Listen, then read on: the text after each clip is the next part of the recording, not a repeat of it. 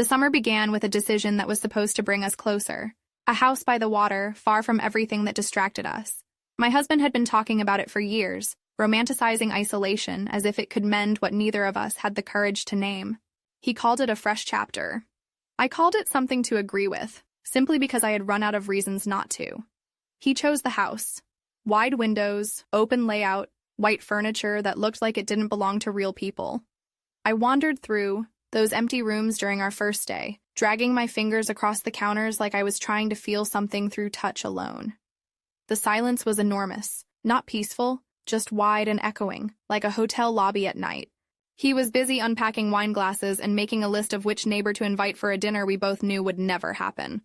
I kept noticing how often I walked past mirrors. I didn't like what I saw, not because of aging, I'm old enough to make peace with that, but because the woman in the reflection didn't seem real.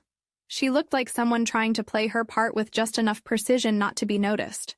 My movements were soft, practiced. My dresses still fit, but they hung differently. I didn't feel ugly. I felt invisible. And then he arrived. His son, my stepson, was never a child to me. He was already 15 when I met his father, already shaped by a mother I'd never been introduced to. For years, we crossed paths on holidays, in formality. There was always this wall of polite distance between us, the kind that didn't invite real conversation.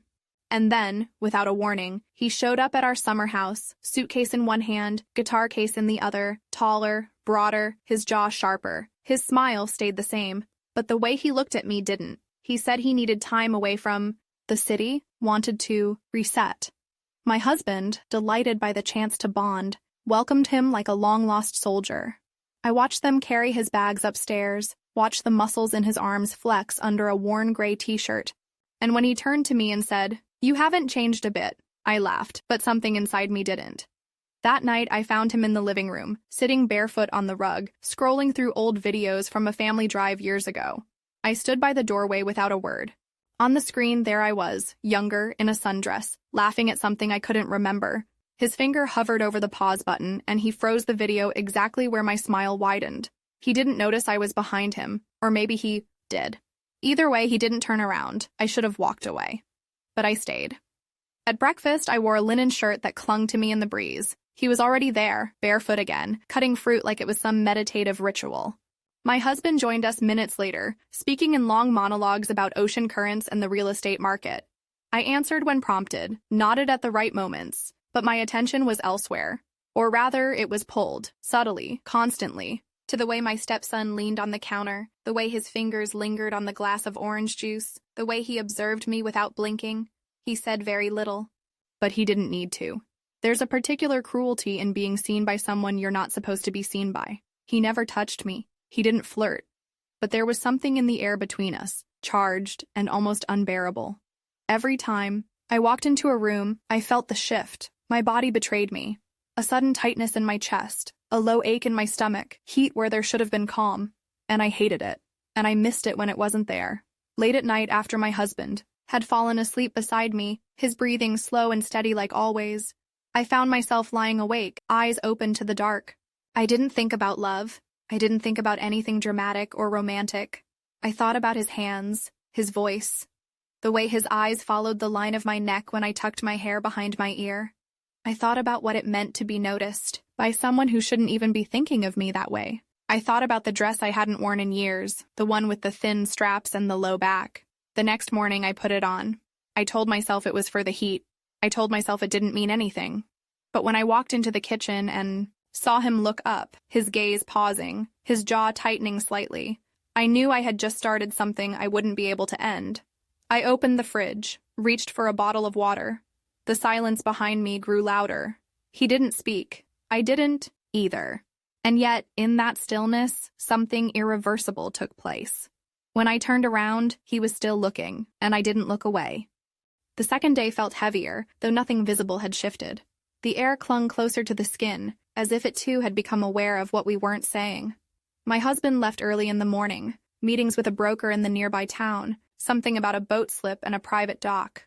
He kissed me on the cheek before leaving, told me not to wait for lunch, and mentioned that his son was still asleep. I nodded. It wasn't until I stood in front of the mirror, towel-wrapped and wet-haired, that I realized I hadn't dried off properly. My skin glistened under the morning light, droplets running down my back and thighs. I took my time applying lotion, moving slowly, methodically, without music, without distractions. Not because I was waiting, I told myself I wasn't, but because I couldn't seem to rush the stillness. I chose a light robe, tied loosely at the waist, the hem brushing just above my knees. Underneath, I didn't wear anything. I stepped out into the hallway, heading for the laundry room. As I turned the corner, I froze. He was there, standing, in front of the open linen closet, shirtless, a towel slung low around his hips, hair still damp. He held a bottle of detergent in one hand, reading the label like it held the secrets of the universe. The moment he looked up, we both paused. Neither of us moved. His eyes dropped for a fraction of a second, then returned to mine.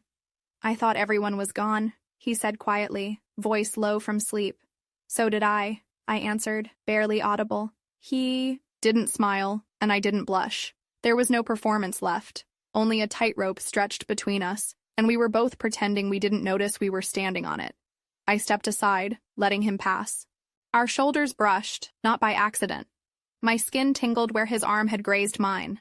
It wasn't romantic, it wasn't clumsy, it was deliberate, small, and yet it shook something deep inside me, something coiled and waiting. He didn't say anything else. Just walked past and disappeared into the bathroom. I stood there longer than I needed to, my breath uneven, my pulse rising into my throat. I held the basket tighter than necessary, my knuckles whitening. I felt the moisture between my legs and hated how quickly my body betrayed the calm expression I tried so hard to wear. After folding the towels, I returned to my room, closed the door, locked it, then sat at the edge of the bed, robe falling open at the thighs. My hands trembled. Not from fear, from something more volatile, more dangerous. The door knocked softly, once, then silence. I didn't respond. Another knock, then his voice. "You left this in the hallway." I stood, crossed the room, opened the door halfway. He held out a white towel, mine. His fingers brushed mine when I reached for it, but I didn't pull it from his grasp. I let the touch linger, let the silence fill the space between us. His eyes lowered again, catching the opening at my collarbone, the bare skin beneath. He let go of the towel. I caught it before it fell. We stood that way, only inches apart, both breathing too carefully. I don't know who moved first. Maybe it was both of us. But our mouths met, soft at first, unsure, then deeper. My fingers gripped his jaw. His hand found my hip beneath the robe. The world narrowed to that kiss, to heat and proximity and the absurd clarity of knowing I was doing exactly what I shouldn't. It didn't last long. We separated in a breath. He stepped back, I stepped forward. Then we both stopped. He looked at me for a moment that felt like it wouldn't end, then turned and walked away without a word. I closed the door quietly, my heart a thunder against my ribs. I sat on the edge of the bed again, still holding the towel. My lips throbbed, tender from pressure. I ran a finger across them as if trying to undo what had just happened, but nothing could. The robe still hung open. My thighs were flushed, marked by heat. I caught a glimpse of myself in the mirror across the room. This time not a stranger, but something far worse. A woman who had crossed a line with full awareness, who had chosen desire over dignity, impulse over responsibility, and, still, I felt more alive than I had in years. By noon I was back in the kitchen, hair pulled up, face washed. I wore a conservative blouse and long skirt, hoping the fabric would shield me from everything I still felt inside. My husband called to say he'd be late. I said okay. He didn't ask questions. I didn't offer answers. When his son reappeared, it was as though nothing had happened. He stood on the porch, barefoot, drinking iced tea, sunglasses on. I brought him a plate of olives and bread without meeting his gaze. My fingers brushed the rim of the glass. His didn't move. Later, after the sun dipped low and my husband finally returned with stories about a marina owner and a half-built catamaran, I sat with them both in the backyard, pretending I was present, but I wasn't. My skin still remembered the shape of his mouth. My breath still caught every time he entered a room. I caught myself watching his fingers, his shoulders, the way he laughed too softly, like he was guarding a secret. And I realized something terrifying. It wasn't guilt. I felt it was hunger, real, persistent, gnawing. That night, I didn't touch my husband. He didn't try either. But I dreamt of fingers tracing the line of my hip, of lips at my throat, of a name I couldn't say out loud. I woke up wet and ashamed, and craving more. By the third day, silence between us had turned into a language of its own. We no longer needed words, and that terrified me more than anything. Words could be managed, rewritten, lied through. But this quiet, this mutual humming awareness, was unmanageable. It curled around every room like fog, thick and slow, settling into corners where we pretended not to notice each other. My husband decided to organize a family dinner that night, just the three of us. No guests, no ceremony, just grilled fish, some overpriced wine he had brought back from his errands, and a soft instrumental playlist in the background that didn't belong to any real genre. He stood behind the kitchen island, wearing his summer apron, narrating the process of seasoning as if the act of cooking could mask what was already rotting in the room. He was kind, attentive, warm, and I hated how deeply I wanted to feel something for him again. Wanted it with a desperate, almost childish frustration. But every time I looked at him, all I saw was a man standing in the way of something I hadn't yet fully tasted. I dressed carefully that evening. Not to provoke, not even to impress. I just needed to feel something shift. A cream-colored dress, snug around the ribs, sleeveless, low neckline. Not vulgar, but certainly not modest either. The kind of dress I hadn't worn in years. Underneath, lace, ivory, thin, not meant for utility. A decision made not with logic, but with the tension that had been building beneath my skin since yesterday morning. When I stepped into the dining room, they were both already there. The wine was open, plates were set. My husband looked up and smiled warmly, complimented my dress with that same tone he always used when approving a piece of furniture. His son didn't smile. He didn't say a word. He just looked at me in that long, unreadable way that had become a habit neither of us wanted to break. Dinner began with the usual formalities, clinks of forks and knives, scattered comments about the weather and the slow internet, the taste of the wine. I answered, when I had to. My husband laughed at his own jokes. I nodded in rhythm, but I wasn't really there. I was acutely aware of every movement across the table, of knees shifting beneath linen, of how close our feet were under the table's edge, of his hand resting against his thigh, fingers tapping in a rhythm I couldn't place. At one point, I dropped my napkin. Instinctively, I leaned down to retrieve it. So did he. Our hands met beneath the tablecloth, skin to skin. No words, no apology. I didn't move mine, neither did he. It lasted less than 3 seconds, but the current that passed through that moment struck deep and burned slow. When I sat up again, I couldn't hear what my husband was saying. I nodded, smiled, picked up my glass and drank more than I should have. Across from me, he sipped slowly, calmly, as if nothing had happened. But I saw how tight his jaw had become, how still his shoulders sat. There was a heat rising beneath my collarbone that no wine could explain. Later, my husband suggested we watch something together, a film, something light. I told him I had a headache and needed to lie down. He looked concerned but didn't push. He never pushed. That was always part of the problem. He let me drift and assumed I would find my way back. I didn't go to bed. Instead, I sat on the balcony outside our bedroom, the night wrapped in stillness. The ocean murmured below, soft and constant. Somewhere in the house, the floorboards creaked. He moved. I heard it. Knew it wasn't my husband. He didn't walk like that. His son's steps were quieter, slower, like he measured each one. Few minutes passed. I lit a cigarette I had hidden in the bottom drawer of my dresser, something I hadn't done in over a decade. The smoke stung my throat. I welcomed it. Then I heard the door slide open behind me. Not fully. Just enough for him to see, or for me to feel him watching. I didn't turn around. I didn't need to. I wore the red dress. Not the slip, not the robe, those stayed hidden, but the dress itself, molded to my shape like it had waited years to touch my skin. It clung without suffocating, kissed the slope of my spine, curved around my hips with the kind of confidence I hadn't allowed myself in years. When I walked into the living room, my husband looked up and blinked twice before smiling. "You look... wow," he said genuinely. "Like you're about to cause trouble." Behind him, his son appeared, barefoot, a glass of something in hand. He didn't say anything. His gaze traveled down the line of my body and back up again. And something passed between us, silent, hot, heavy with memory. Dinner was pleasant. The neighbors were loud and comfortable in the way only people with too much wine and too many years together can be. We sat across from each other at a long table on the patio, fairy lights strung above, candles flickering like tiny, breathless secrets. I didn't drink much. I couldn't afford the loss of control. Every laugh, every shared glance around the table, every accidental touch of his arm when plates were passed. It all built into a kind of slow, unbearable hum under my skin. At one point, I felt his foot graze mine beneath the table. Just barely. I didn't move away. I told myself it could have been accidental. I told myself anything to hold on. We didn't speak directly the entire night, not a word exchanged beyond the necessary pleasantries, but I felt him watching me. I felt it when I reached for my glass, when I crossed my legs, when I smiled too widely at something the neighbor's wife said. He watched, and I let him. On the walk home, my husband talked about property taxes and mooring costs. I listened. I nodded. I said, "That sounds smart," when he asked what I thought. Behind us, his son walked at a slower pace. I didn't look back, but I heard the rhythm of his steps. Deliberate, calm. We got home, lights on, shoes off. I said I was going to shower. My husband went to the den to check a few emails.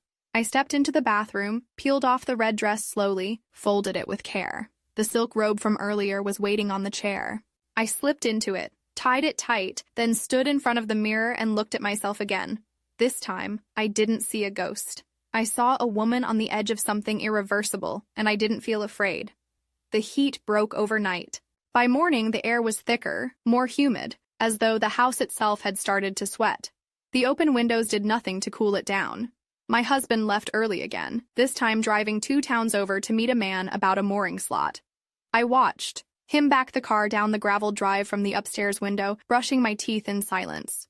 His taillights disappeared slowly, the red glow vanishing behind a row of pines, and the quiet that settled after was so absolute it made my breath catch. It was just the two of us now, again. I didn't rush the day. Time became elastic. I moved from room to room as though underwater. I opened all the windows, let the breeze slip in and stir the curtains. I reheated coffee I wouldn't drink, peeled a peach I wouldn't eat. I changed my outfit 3 times. Before noon, not out of vanity, but because each choice said something different, and I didn't know which version of myself I wanted to be today.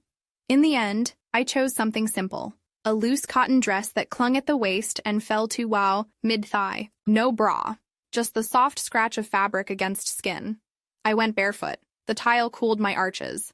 I applied perfume behind each ear, along the collarbone, and down the inner line of each thigh. Subtle, but deliberate. Everything was deliberate. Now.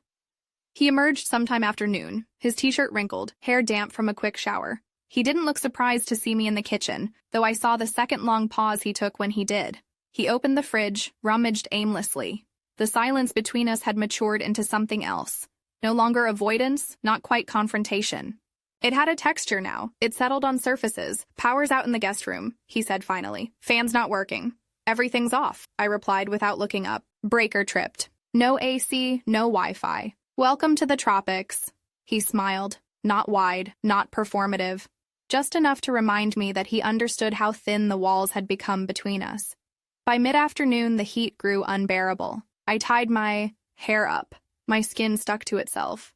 The only refuge left was the outdoor shower behind the house, a half-walled structure framed with driftwood and matte glass, something rustic and indulgent that my husband had insisted on. I had used it once before, quickly, uncomfortably. Now it felt like the only escape. I didn't announce where I was going. I stepped outside, robe draped over my arm, the dress clinging to the sweat along my spine. I walked quietly through the grass across the stone path and closed the shower door behind me. The water came fast, a blessed rush of cold, sending a shiver down every inch of me. I let it fall over my shoulders, soaking my hair, running along my back like a question I didn't know how to answer. I stayed there longer than I needed to, until I felt it. That presence. That specific awareness of being watched. Not in fear, but in recognition. I turned slowly. Through the frosted glass, a silhouette. His shoulders, his jaw, his stillness. He didn't move. Neither did I. The glass between us hid nothing and revealed everything. The outline of my body, blurred and naked, steam rising off my skin. I pressed one hand flat against the panel, and without hesitation, he mirrored the gesture on his side. Our palms aligned with only that thin pane between them. I felt the warmth of his hand through the glass as surely as if it had touched my own. I didn't know how long we stood like that. It could have been a minute. It could have been eternity. When I turned off the water, the silence broke. A bird cried out. Wind shook the trees. I wrapped myself in the robe, opened the door, and stepped out. He was still there, standing just a few feet away, barefoot in the grass, shirtless now. His gaze didn't drop. It didn't wander. It just held. Me, neither of us spoke. The robe clung to my wet skin, transparent in places it shouldn't be. My breath came shallow. Every part of me was exposed, even as I was covered. And then he reached for me. The kiss wasn't stolen. It wasn't a mistake. It wasn't a fall from grace. It was intentional, slow, reverent, like tasting something you've imagined too many times to be surprised by. My fingers found his jaw. My body leaned into his without resistance. His mouth was warm, steady, and the press of him against me dissolved the last barrier I had left between right and want. We didn't go inside. We didn't rush. There was no shame in it, only inevitability. After I returned to the house alone, he stayed behind, barefoot in the grass, watching the trees sway, or maybe watching me walk away. My hands shook as I climbed the stairs. I peeled the robe off slowly, letting it fall to the floor beside the bed.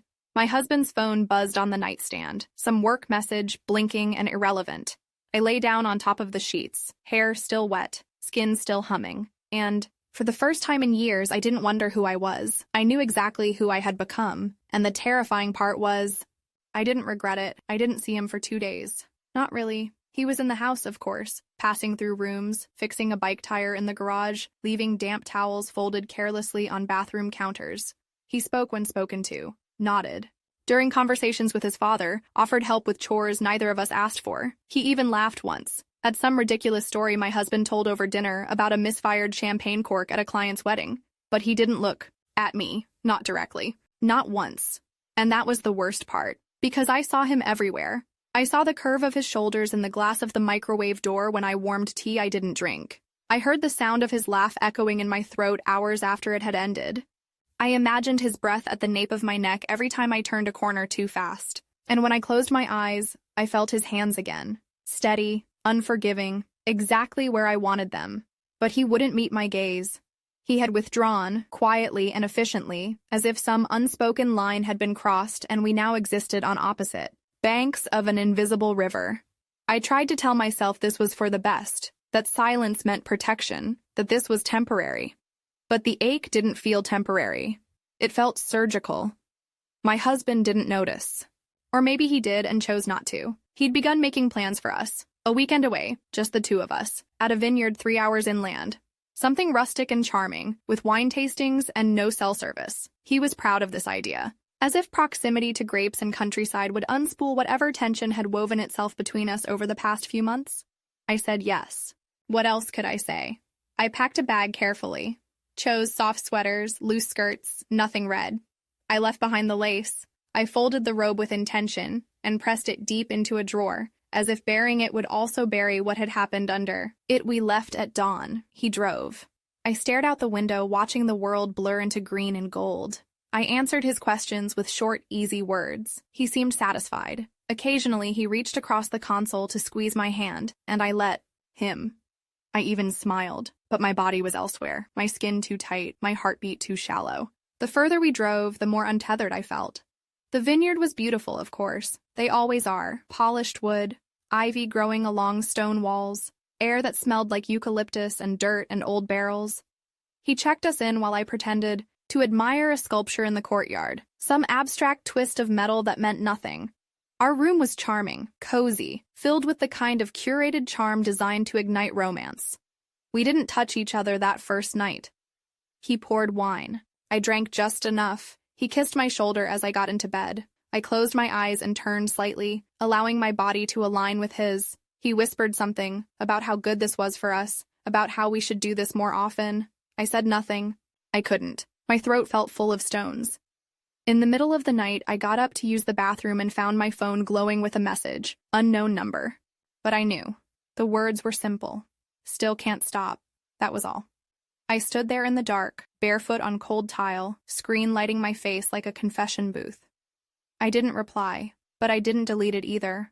I got back into bed and curled away from the man beside me. He reached out in his sleep, hand landing on my hip. I held my breath, not from guilt. From the strange weight of being wanted by 2 men and truly seen by only one. The next morning, he ordered breakfast to the room. Fresh bread, soft cheese, jam that smelled like memory. He kissed my forehead and called me beautiful. I thanked Him. I laughed when he said something silly. I held his hand across the table, and then, in a moment of panic I couldn't control, I stood and walked out. I didn't know where I was going. I just needed air. I needed movement. I needed to feel my body again without the script I'd been performing. I walked past the tasting rooms, through the edge of the vineyard, down a gravel path that looped behind the property. Birds darted through olive trees. A sprinkler clicked somewhere in the distance. And I cried, not dramatically, not in that cinematic way people imagine. It was quieter than that. My face stayed mostly dry. My throat closed in small spasms. My legs felt hollow. I sat down on a bench carved into stone and stared at the horizon, wishing I could make myself new. But I wasn't new. I was worn and wanting. I was full of pieces of myself I no longer recognized. And worst of all, I had no plan for what to do with any of it. When we returned home 2 days later, the silence between me and his son had become a different shape. Not avoidance, not guilt, but something heavier, more aware. As if we had each crossed a border and were now waiting to see who would acknowledge the view. That evening, I passed him in the hallway. He stepped aside to let me through.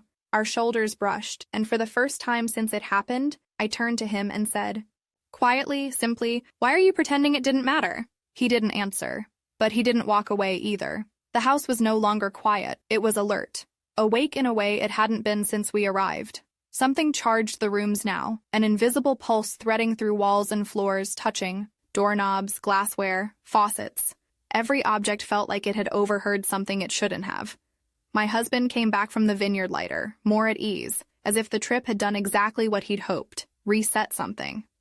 He started, whistling again in the mornings, lingered longer in doorways before leaving the room, kissed my shoulder while passing behind me at the sink. His touches were affectionate but not intimate, like he was tending to a well-behaved houseplant. I responded in kind, smiled in all the right places, tilted my face just enough to catch the light. But something in me had already gone missing. Or maybe it had emerged. I began noticing how often I reached for things that weren't there. A look, a voice, a reason not to feel so unbearably present in my own body. Every hour stretched longer than it should. Every conversation felt like it took place behind a pane of glass. I watched myself speak, laugh, move. I knew I was performing, but the audience had vanished. He, on the other hand, became distant in an entirely different way. His presence in the house was physical. Loud music from his room, the occasional scent of something fried in the kitchen, headphones slung carelessly over a chair. But emotionally, he was gone. He avoided shared spaces when I was there, and when we did cross paths, his gaze was as cold and unreadable as a locked screen. And still, I felt him. His absence had weight. His silence was directional. It pointed to something. Attention. A message left unopened. I checked my phone more often than I should, hoping, maybe even daring, but nothing came.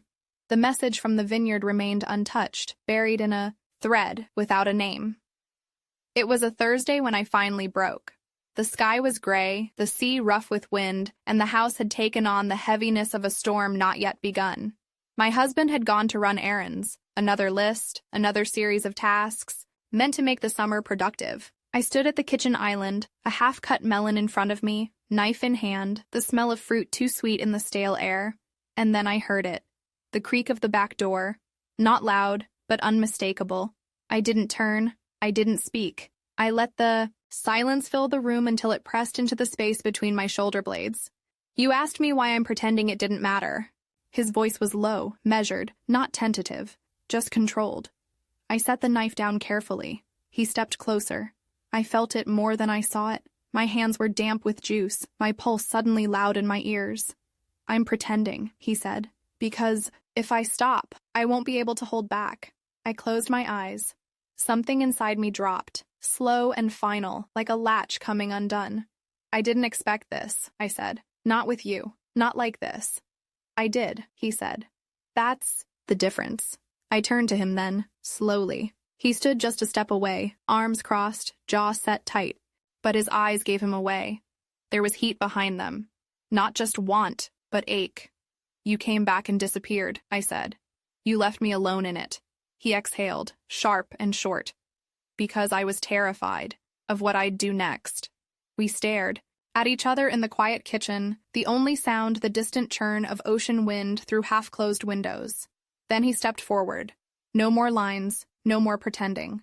He reached for me, not like before, with restraint, but with a kind of hunger that came from days of silence and nights of replayed memories.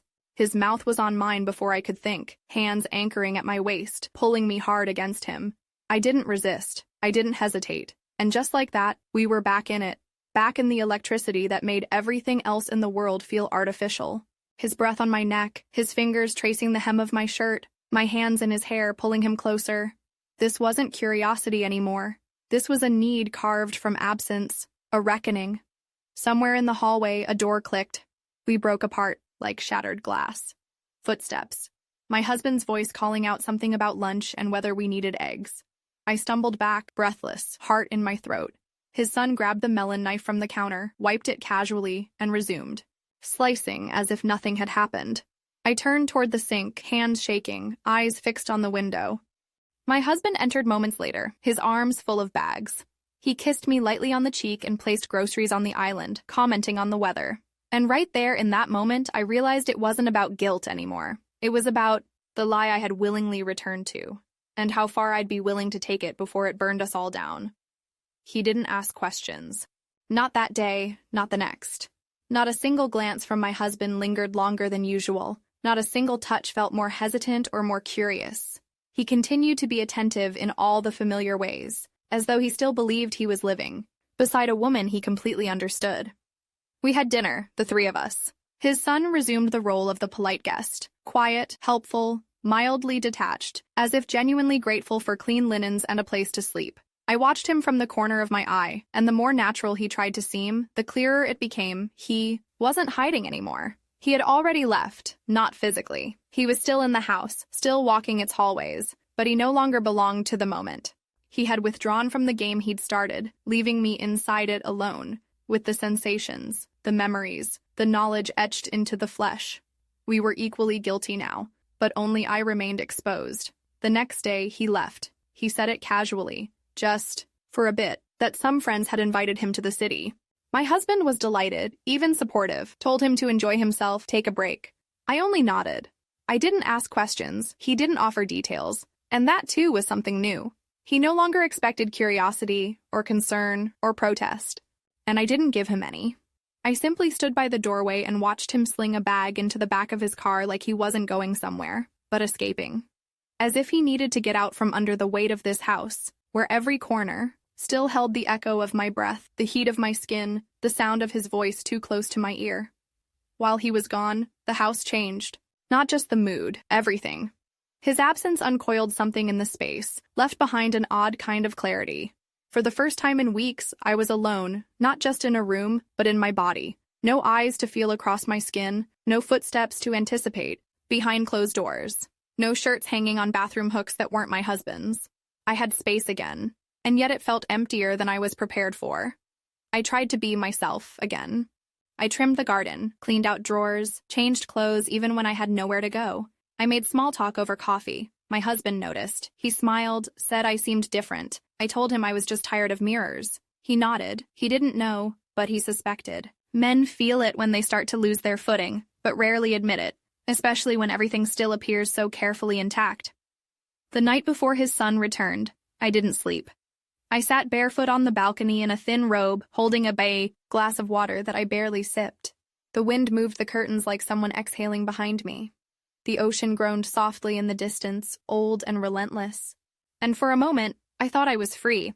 Not from a man or a marriage, but from wanting. From that sharp, reckless hunger to be noticed. I convinced myself that if he didn't come back, I could exhale. That maybe all of it had just been the body confused by heat and silence and proximity. He came back the next afternoon, on time, without fanfare, just walked in and dropped his bag at the door. I was in the kitchen washing a cup. I didn't turn around. He passed me on the way to the guest room like he'd never left. Later, he asked his father where the toolbox was, said the terrace chair needed fixing. My husband responded without looking up from his phone. Just like that, they returned to their old script. Father and son, casual chores, half-laughed conversations. And only I knew the shadows in this house hadn't lifted. They'd thickened.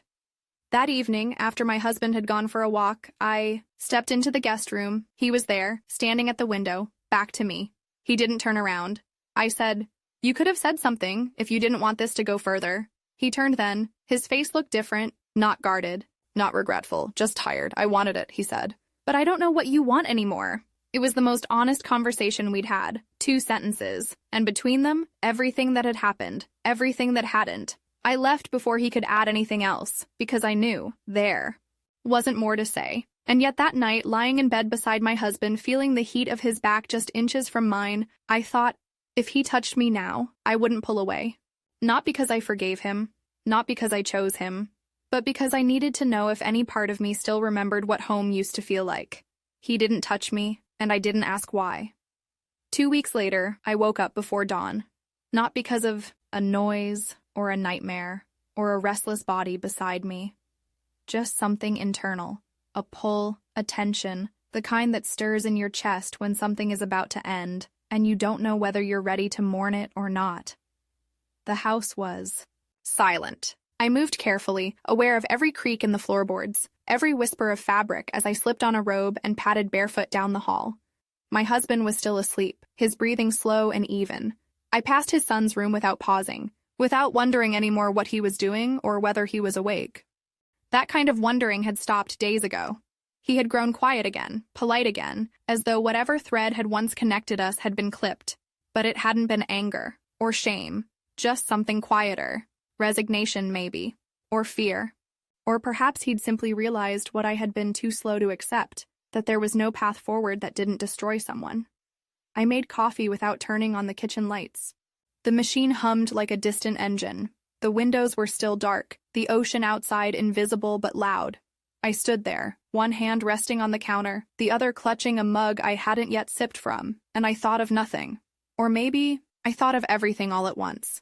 It was hard to tell the difference anymore. It had all happened too quickly and too slowly. We'd crossed boundaries we never named, and now the only thing left was aftermath. Not fire, not scandal. Just the quiet weight of choices made in silence. That morning, as I folded laundry, I found one of his t-shirts mixed into the basket. A gray one, soft, worn. The collar stretched slightly. I stared at it for too long, holding it by the shoulders, thumb brushing the seam like memory could live in fabric. I didn't return it. I didn't keep it either. I dropped it into the bottom drawer of a cabinet I rarely opened, beneath old towels and seasonal blankets, and closed it like closing a chapter. Later that afternoon, my husband suggested we take the boat out. Not a real trip, just a short ride along the coast. He had finally secured a mooring and wanted to christen the season, he said. I nodded. He was trying, and I was still pretending, so I packed a sweater, sunglasses, the usual sunscreen, and followed him to the dock like a woman on vacation. The sun was gentle, the wind light. He handled the boat well, navigating with casual confidence, his shirt flapping at the edges. I smiled when he looked back at me. I leaned into the breeze. I even laughed once when a wave hit us wrong and sprayed both our legs. It wasn't hard. I had learned to play this part long ago. He dropped anchor near a quiet cove, somewhere we'd never been. The water shimmered like glass. We opened wine, shared crackers, exchanged stories I'd already heard. He mentioned that his son had been quiet lately. Probably thinking about moving on, he said. He's at that age. He should be starting his own life. I nodded. There was a moment, one quiet, suspended second, when I almost confessed. Not everything, just enough. Just one truth dropped gently into the air like a fragile object to see whether it would break. I looked at him, studied the lines around his eyes, the way he cradled his wine glass in one hand, and I thought, he would never recover. So I said nothing. That evening, back at the house, he went upstairs early. I lingered outside on the balcony, robe pulled tight around me, hair still wet from a quick rinse. I stood barefoot on the wood and watched the sky shift from blue to charcoal. One light was still on in the guest room. I could see the shadow of him moving inside, packing, maybe, preparing for something I hadn't yet been told. I stayed there a long time, long after the light clicked off, long after the wind grew colder and my skin prickled from exposure. I didn't go inside. I didn't move. In the distance, a car door slammed. The sound cut through the night like a crack. I didn't look. I didn't need to. I knew it was him. I knew he was leaving. The next morning, the guest room was empty. The drawers were open, the bed made, the scent of him already fading. On the desk, there was a note, folded once, blank on the outside. I stared at it for what felt like hours before picking it up. Inside, 4 words. You were never invisible. No signature, no apology, no promise, just that. And it undid me. Not all at once, but slowly, precisely, like thread being pulled from a seam until everything collapses. That night, I stood again on the balcony, alone. A breeze moved the curtains beside me. My husband's voice floated up from downstairs, soft, distracted, maybe calling for me. I didn't answer. I stood in silence, robe loose, hands cold, and whispered the 4 words out loud. Once, then again. You were never invisible, and I wondered what would have happened if I had believed that sooner.